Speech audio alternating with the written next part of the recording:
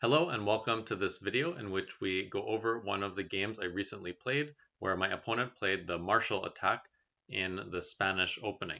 This game got very chaotic and we definitely made a lot of mistakes in it, especially towards the end as we got low on time. Nonetheless, I thought it was interesting to take a look at. So this game was a game where we each had 10 minutes per side plus 5-second increment per move. Started with pawn to e4, pawn to e5, and we got a Spanish. We got one of the main lines. They played bishop e7, rook e1, pawn to b5, retreat the bishop, and then they castled. So this is sort of the cue that the Marshall attack might be coming. And Black can still back out of it if they want, but we, at this point, could try to avoid the Marshall Gambit by playing pawn to a4 or pawn to h3, but in this game I decided that I wanted the challenge of the Marshall attack, so I played pawn to c3. So now Black could go back to the closed Spanish lines by playing pawn to d6, but they went straight for the Marshall Gambit with pawn to d5.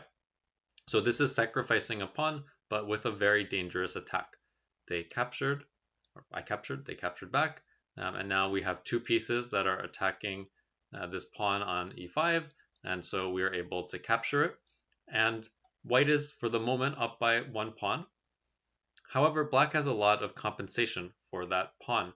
The issue is mostly the piece coordination that white has, that all of their pieces are clumped on the queen side. Meanwhile, their king kind of feels a little lonely. He doesn't really have any friends right now. And adding to that, also the rook in the middle of the board is kind of a little bit sketchy because it's not really very secure there. It looks nice to be in the middle, but rooks we don't care about so much being in the center. What they want is to be on an open file, which this rook is, but the fact that it's in the middle is not really contributing to things. It really wants to be safe back on the back row. So let's see how the game proceeded. At the moment, I do have at least a threat of taking this knight, so that's why they start with defending it. And typically in this position, white has a couple options. They'll either move their pawn to d3 or their pawn to d4. They have to try to develop their pieces somehow. So in this game, I chose to move my pawn to d3. Now, what this will do later on, we'll see it helps to fight for the e4 square.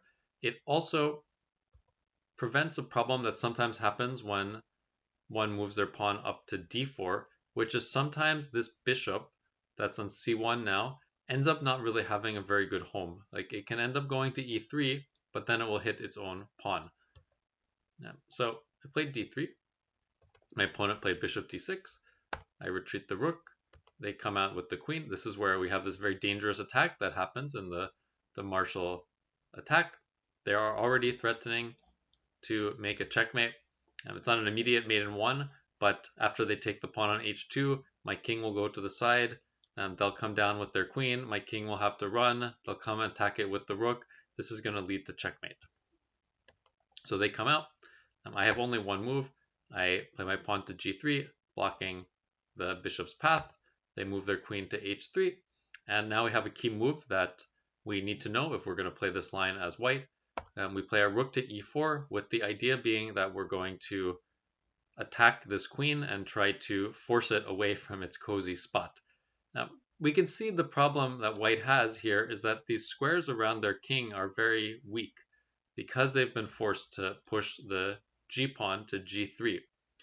Normally, what we would like is for this bishop here to be sitting on g2 instead. Then it would be plugging these holes. This would be a very standard fianchettoed position in that case, in openings such as the King's Indian or the Perk defense or even the Sicilian Dragon. We see that sort of setup.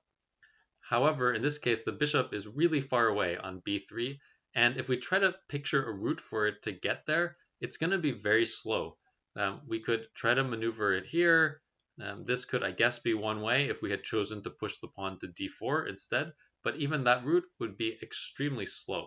So this bishop not really helping very much, because also black, of course, has plans. Like black is going to, for example, they could consider moving their bishop here, come on in to f3 at some point, and they'll put a lot of pressure on g2. They also can start to move their f pawn forward if their f pawn manages to get all the way to f3, then that would also be threatening a checkmate. These are very serious threats that white has to be very careful to avoid running into problems. So this is why we play rook to e4 as a way to chase the queen away. So there are a couple options for black here. One of the options is what they played, which is knight to f6. We continue with our plan to chase the queen away. Rook to h4. Queen has to retreat somewhere. Most common square that people retreat to is f5, but not the only one. And we still have this problem that we are not developed any of our pieces. And again, our bishop on b3, it's developed. It's not an active square. It's helpful, but it's not helpful in the defense of our king. Now, note though, we are up a pawn. So this is the trade-off, and this is what makes this particular opening a very exciting and interesting opening to play. So I have to develop my pieces. So I played my knight to d2. So far, by the way, then this is all theory that I've learned over the years. So one of the challenges also with playing the Marshall Gambit is that on both sides is that there is a lot of theory to learn. You can kind of learn it gradually in some extent, and that's one of the nice things about online chess, that it lets you try out lots of different openings, see which ones you like. If you lose an online game, of course nobody likes to lose, but it doesn't feel quite as bad as losing in an in-person game, simply because you just hit the button, a new game, and then you make a new game, and you start all over. So I played knight to d2, and they played their pawn to g5. This is in fact the main line because it's trying to put some immediate attack on my rook on h4. If my rook were to just move somewhere, then probably the queen would actually just come right back to where they had been. So the only place I can move my rook to that keeps the queen out is moving the rook to h6. And this is again still all theory at this point, although this is more or less the end of where my knowledge is. And so in this position, this rook looks very suspicious on h6. It looks like maybe it's going to get trapped or have to go to a very awkward square. And in fact, that is one of the things that happens in this variation. The general plan for white is that they are going to sacrifice this rook for one of black's minor pieces, usually the bishop on d6. What will happen is that at that point, black will actually be up some material. But the move that they made of pushing their pawn to g5 is very weakening of their own king, because now their king is the one that's open. So we see this kind of dynamic happen in a lot of openings where sometimes one side will sacrifice some material to get an attack, then the other side will sacrifice some material back to get some sort of counterplay or some sort of attack of their own. And this is exactly what happens in this line. So it's a very interesting line to play. So in this position, they made what the computer says is not the best move of moving their king to g7. It's a very normal looking move. As we said, my rook is kind of poorly placed. The king is threatening my rook, and my rook has nowhere safe to go. And so I would, in fact, at this point, it looks like I'm losing some material, and I am, as I'm going to have to sacrifice. We'll see what a better move was. We'll see what happens in the game, of course. But the correct move is to play their knight to g4. And at this point, I can play my knight to e4. This is a key move for white to actually remember in this position. It's a double attack on the bishop and the pawn. We are allowing black to capture our rook. Recall our plan though was to sacrifice some material back. White then takes the bishop, attacks the queen. The queen moves. And at this point, we have still a theoretical position where white has one extra pawn. Black has a rook for a minor piece. So on points, black is ahead at the moment. However, the g5 pawn right now is extremely weak. It's very difficult to defend this pawn. And it's actually black's king that can end up in a little bit of trouble at this point, because black's king is the one that's more open, primarily because our pawn is still on g3 where it's very secure. Also, we can see that the position in the middle has cleared up a little bit. So the idea of, for example, rerouting one of our pieces like this bishop to defense is a little bit easier to accomplish. Although normally in this position, we are trying to attack because we are a bit down material. So typically the game can proceed that we take the bishop, then we play pawn to d4, and this starts to create some threats on the black king, such as moving our bishop to c2, from where it will put a lot of pressure on both the queen and potentially on the h7 pawn. The h6 knight as well is perhaps a little bit misplaced. So this is how the game is normally going. In the game, they played their king to g7. This forces the immediate resolution of the situation. And here I missed a way to actually win the game immediately. I played the move I had planned along, which was to sacrifice the exchange by taking the knight. However, I actually had a very cool move that would be to move my knight to e4. Now, in this position, probably what black would need to do maybe is take my rook with their king, but I'm attacking a lot of different things, right? So if they were to, for example, continue with knight takes e4, this would lose immediately. The issue is I take back, and now I've unlocked a discovered attack on the bishop on d6. I'm planning to take it next move because they have to address the fact that right now their queen is under attack. So then in this position, perhaps they should take the rook that is on offer, but I have a nice move. I take the bishop. Again here, I've sacrificed an exchange. I'm down a rook for a minor piece. I have as compensation one extra pawn, and also their king is really open because their king is all the way on the third row. Of course, it can go back, but this will take some time, and in the meantime, I can build up some sort of attack. For example, they move their queen back to g6 as a way to try to help the king have some defenders. I can take this bishop, they recapture, and now I play the pawn to h4. The black pawn is pinned because of the bishop, so it can't capture, and actually it's not really possible to defend this pawn. The only move that could defend it in theory would be moving the knight to e4. Here we see one of the ideas of this pawn on d3. Of course, I didn't see this specific move order or specific sequence once I played the pawn to d3, but very often the knight does want to go to e4. That's a common idea that would be possible if the pawn was on d4 instead of on d3. So there's no way to defend this pawn. That means it's going to be lost, and then we'll have had two pawns for the exchange. Now, in addition, in this position, we have an entire bishop pair. So it's not just that we have a rook for a minor piece. It's more like, think of it that we have two bishops, they have an extra rook, and they have an extra knight. On points, that's favoring black, but this position is very open, so the bishops will actually work quite well together. So this was an opportunity that I missed, as I was very set on, okay, my plan is that I'm just going to take their knight. So I captured. I took back with the queen. I played my knight to e4. This was part of the plan. Also, we mentioned the pawn on d3, stopping the other knight from coming into e4. This is one of the related concepts. Also, the pawn on d3 helps our own knight get to e4 if we need to. They played their queen to g6, and I captured on d6. According to the computer, this was not the best move. What I should have done is capture on g5, just take a second pawn. Now I would have two pawns for the exchange, and in addition to that, I would argue that the black king is a little bit more exposed than the white king, and so the computer says that white is a little bit better at this point. Not totally winning, but slightly better, like +1 is what they're giving. Now, one threat, for example, that would be rather annoying that white is planning to do is move their bishop to f6, forcing the king back, and we can see how the open king is not really helping very much. So another way to think of it is that this trade I made was not a good trade. The knight on e4 was doing a better job than the bishop on d6, which was just hitting its own wall of pawns.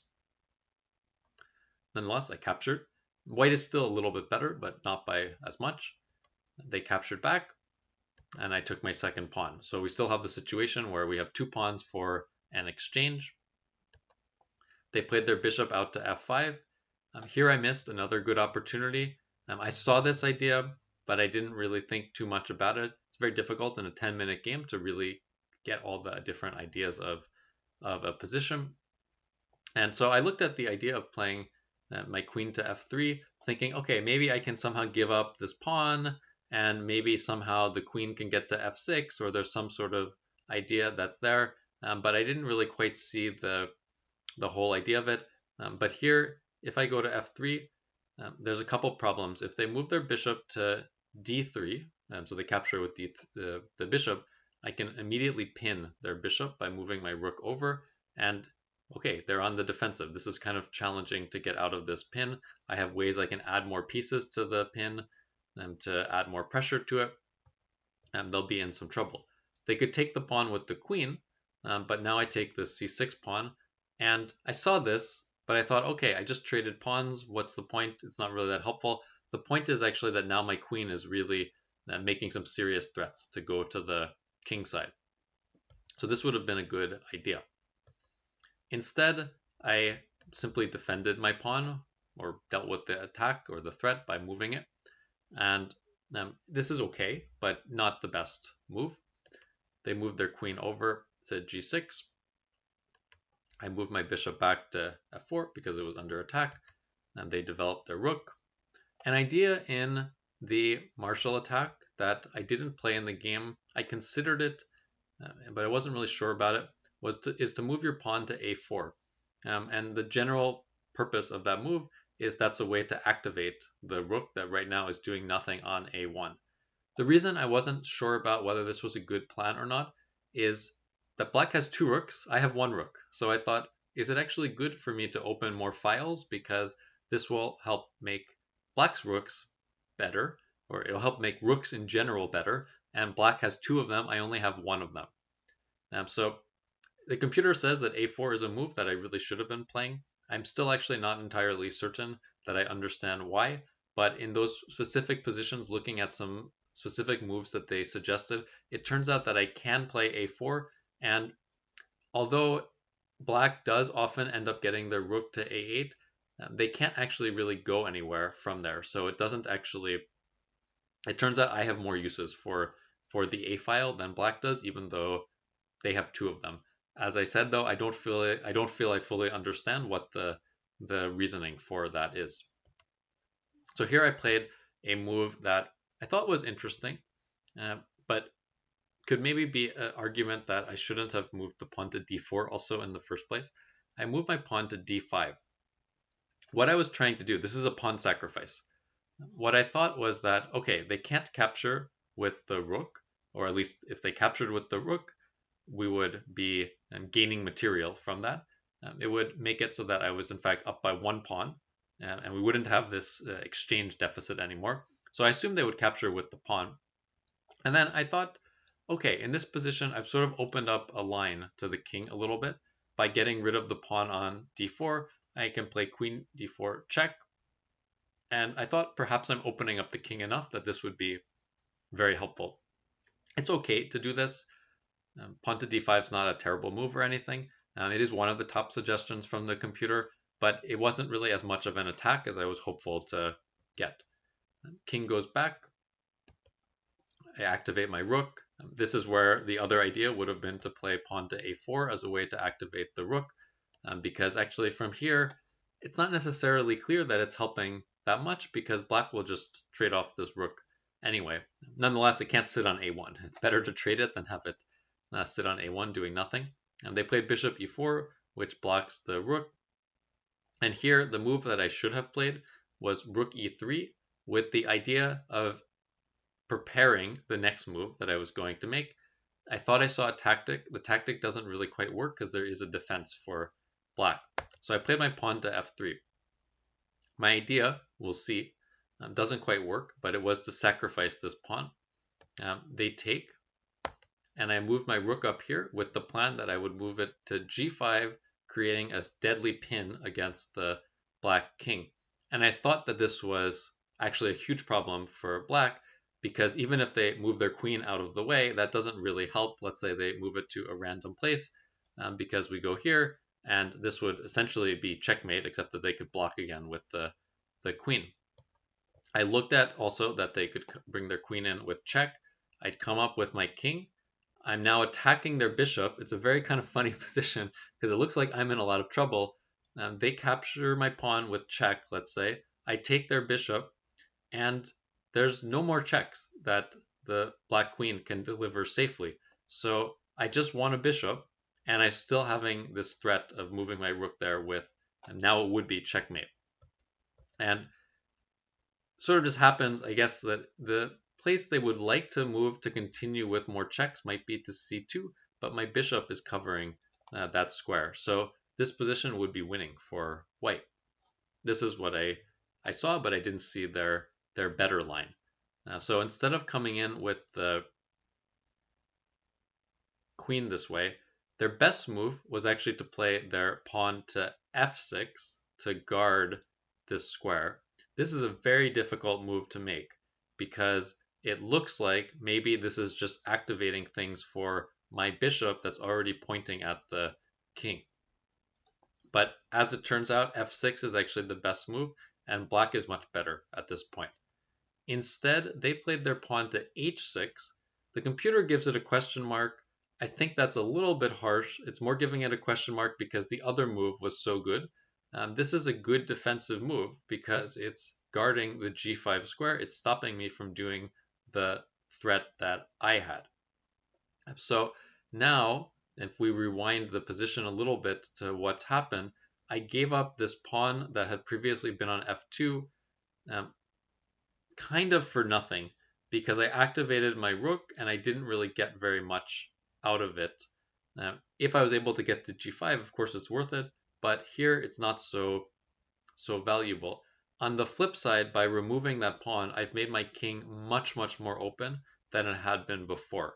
And so it's actually a little bit surprising to me that the computer says here that black is slightly better as opposed to saying that black is much better.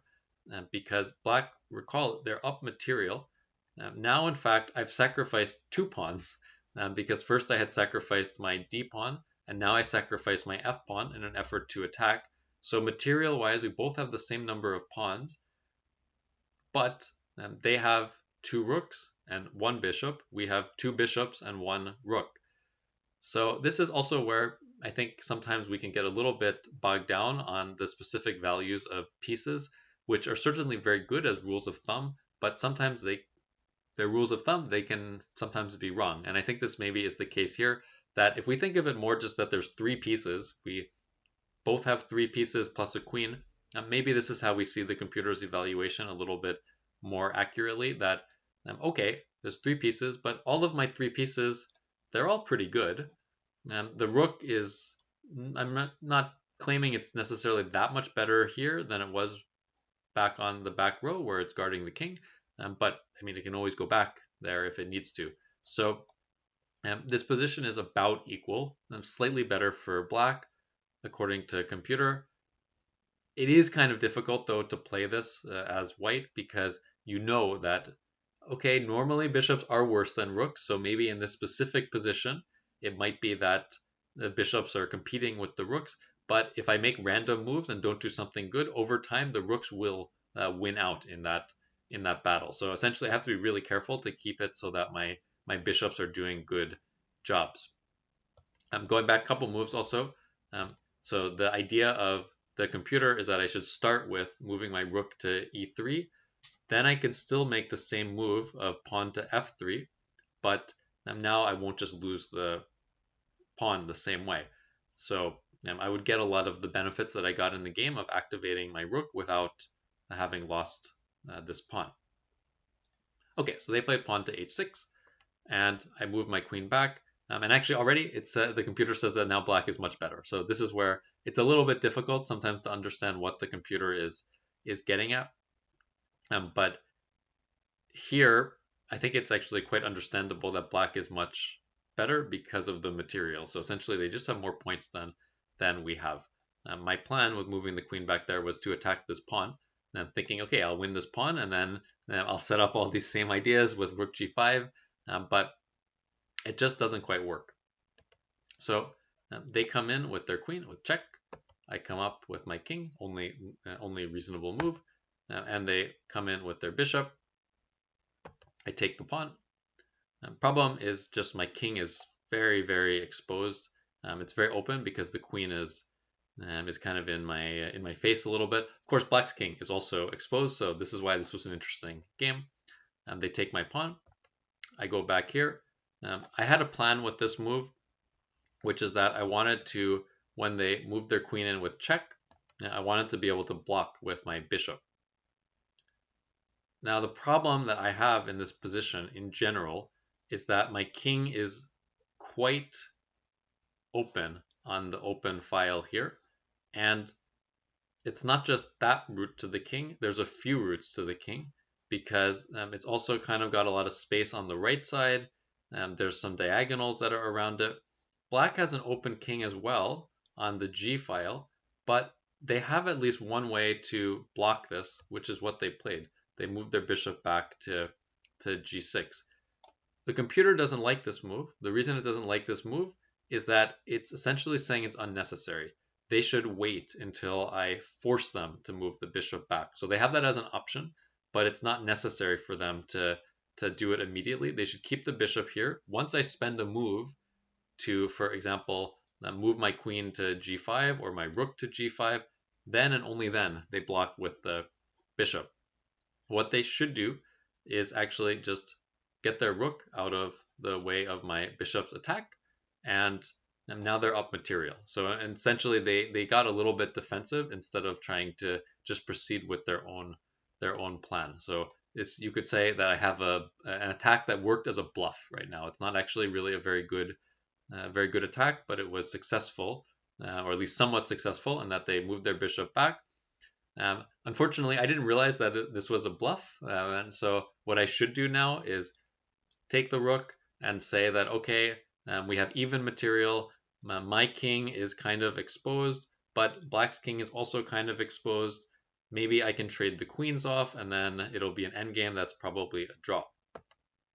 I move my pawn to h4, though, going for an attack or thinking that I had some great plan. And again, this was kind of a bluff in that, and the bluff worked in that they moved their king to h7, thinking that they needed to somehow do something to stop this plan of moving my pawn up and then trying to checkmate. Now, you can see also here in the corner, like neither of us has much time, so we're thinking for just a handful of seconds at each point. At this point, I realized that, okay, this attack is kind of questionable. I took the rook, they captured back, I moved my pawn to h5, and they moved their bishop to c2. So this is a good time to actually assess this position. Of course, I didn't in the game. I didn't have time to do this. Both sides have 4 pawns. We both have the same material, so both a queen, rook, and bishop. White's king is pretty open, but so is black's king. White's pawns are kind of a mess. They're isolated from each other, but so are black's pawns. So actually, this position is about equal.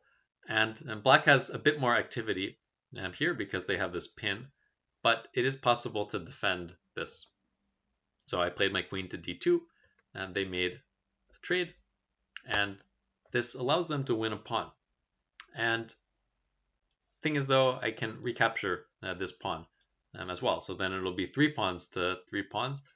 Again, my king's maybe a little bit open, but there's not so much material left on the board. As long as I'm careful about it, it should be okay. But I was a little bit greedy, let's say, and maybe underestimated that, thinking, okay, there's still 2 pieces on the board. These are 2 heavy pieces. My king is still somewhat more at risk than black's king. And I just kind of quickly captured this pawn. This leads to a problem because they move their rook here, check. I move my king over, and what they should have done was invade with their rook on the 3rd row. And I would actually be doomed if that happened. They come in with their rook, and they just have too many threats. They can maybe take this pawn, then my king's even more open.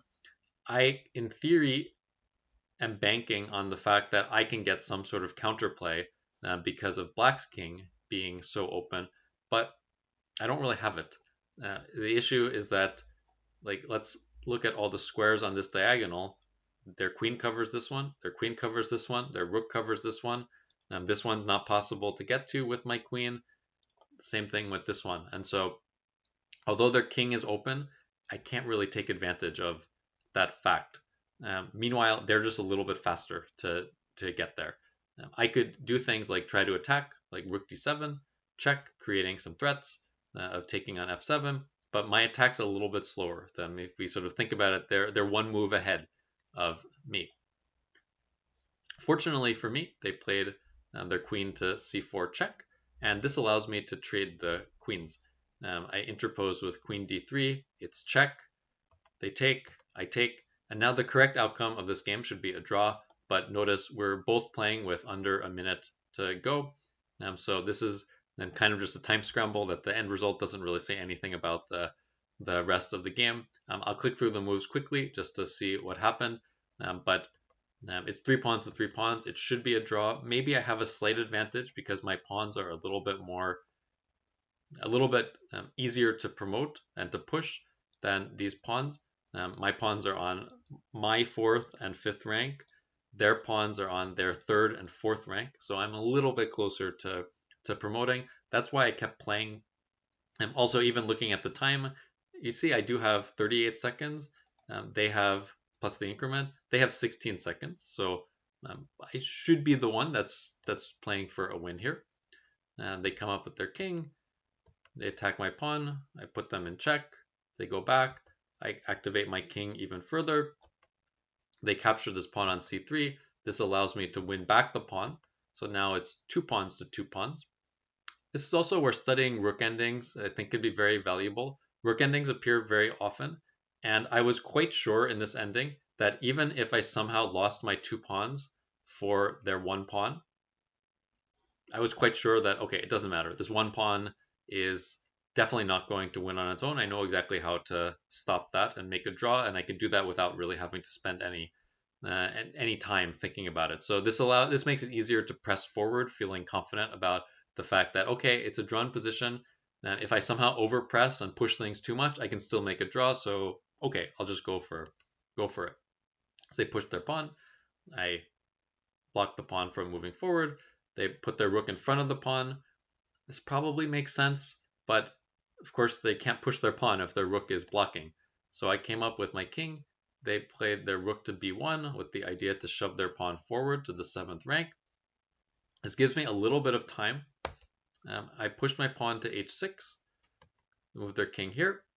I moved my rook to f6, and I'm not sure what happened here because I don't know if it was a mouse slip due to time, but they moved their rook to c1. This is now a losing move because they just lose this pawn without really getting anything for it because it's check, and then I'm going to move my rook back to where it came from. So in this position, what they should do is move their king to g8, and then the game should be a draw. I could, in this position, they should move their king to g8. I could, for example, try to jettison this pawn and get this position, but this is just a draw. I don't have enough material, even though my king is nicely placed supporting the passed pawn. It's not really getting anywhere. I could threaten checkmate, but they can escape the checkmate. So this would just be an equal game. Instead, they played the rook to c1. This is very nice to me. I take with check. They move their king back, and now this position is winning. I have 2 pawns. The pawns will provide some sort of shield for the king. They rook check, move the king back. They move their rook here. I step up. So now when if they were to give the same check, I have this pawn that can go in between. Go here. I take the second pawn. They are going to eventually lose this pawn, so they probably should keep it for a little bit longer, especially because it's a very big time scramble, so I might mess up. But in the end, they are going to have to move their rook off of the defense of the pawn to stop me from advancing my pawn. They come forward. I push. And now this game went on quite a long time because this was something where it is a little bit difficult to think quickly if you're not really sure what the winning strategy is. But I didn't spoil anything. Just it took me a little bit of time to find the right approach. I wasn't certain, for example, if here I push my pawn to g6, maybe then they come in with rook c5 check, and not really sure if that forces my king to retreat. and if there's any kind of problem. If you're not sure in a game like this, the good thing to do is actually don't make a committal move, because if you push to g6 and you're wrong, then okay, you just spoiled the game. Now it's a draw, or in some cases you might lose. And usually this would be this kind of situation where you're playing just for a win and trying to break through the last steps. On the other hand, if you make a couple moves with your king, it gives you a little bit of time to think. Not that much time, but a little bit of time. And also, as you see the different king moves, you start to understand the position better. So even if you're not actively able to think that much in the 5-second increment, it still gives you a bit of time. So I came forward, and we sort of maneuvered a little bit while I was trying to figure out what to do. Computer gives a double question mark to this move. I think it's a little bit harsh. This position is lost for black regardless of what they do. It gives a double question mark though, because now it says that there's a forced mate in 12 moves. In practice, I'm not going to see a forced mate in 12 moves if I'm calculating for 5 seconds or something. So I moved my king back. They came up with their king. And now this is what I would actually consider is perhaps the where they really have lost now, because I'm able to push the pawn here, attack their king. The natural move that they would have would be to take the pawn, but I would put them in check. I had to be a little bit careful. I thought quickly to make sure there wasn't some weird stalemate trick. Let's say they move the king, I take the rook. If my rook was on g7 somehow instead of where it is, it would be stalemate, but fortunately for me, they have a way out with their king. So that kind of thing wouldn't work. I checked also like, okay, would this work that they put the rook in between? We go here, they go there. This would be stalemate if it was black's turn, but fortunately it's white's turn, and so white would win. Also in this position, I could get away with taking with the pawn. So none of those things worked. So that means that they cannot take the pawn. They have to go back with their king, and then we do the same thing. Again, we have to pay attention to make sure that there's no stalemate. Now, push the pawn to g7, king goes to h7, rook to f6.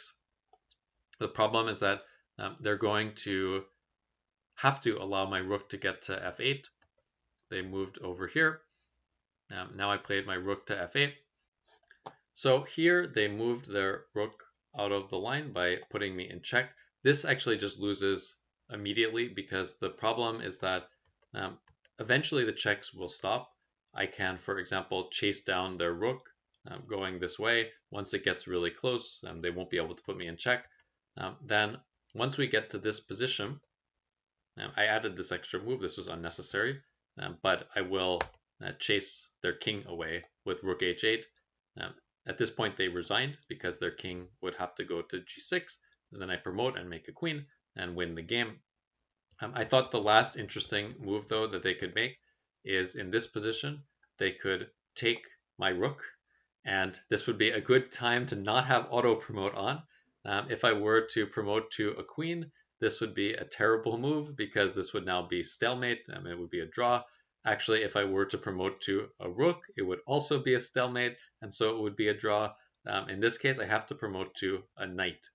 And this ending is now totally fine because I have an extra pawn.